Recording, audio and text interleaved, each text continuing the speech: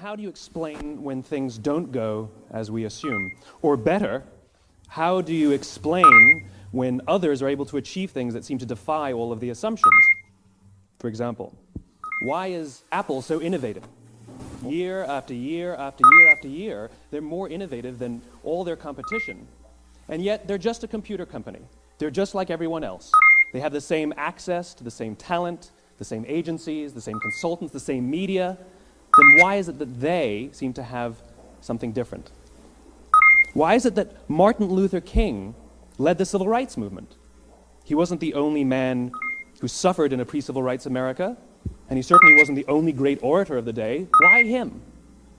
And why is it that the Wright brothers were able to figure out controlled powered manned flight when there were certainly other teams who were better qualified, better funded, and they didn't achieve powered manned flight, and the Wright brothers beat them to it? There's something else at play here. About 3.5 years ago, I made a discovery, and this discovery profoundly changed my view on how I thought the world worked, and it even profoundly changed the way in which I operate in it. As it turns out, there's a pattern. As it turns out, all the great and inspiring leaders and organizations in the world, whether it's Apple or Martin Luther King or the Wright brothers, they all think, act, and communicate the exact same way, and it's the complete opposite to everyone else. All I did was codify it. And it's probably the world's simplest idea. I call it the golden circle.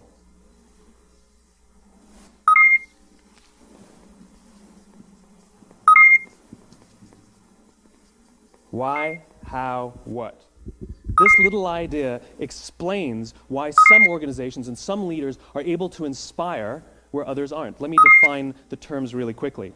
Every single person, every single organization on the planet knows what they do, 100%.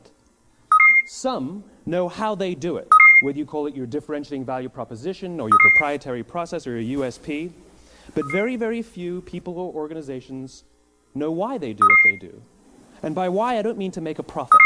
That's a result. It's always a result. By why, I mean what's your purpose? What's your cause? What's your belief? Why does your organization exist? Why do you get out of bed in the morning? And why should anyone care? Well, as a result, the way we think, the way we act, the way we communicate is from the outside in. It's obvious. We go from the clearest thing to the fuzziest thing.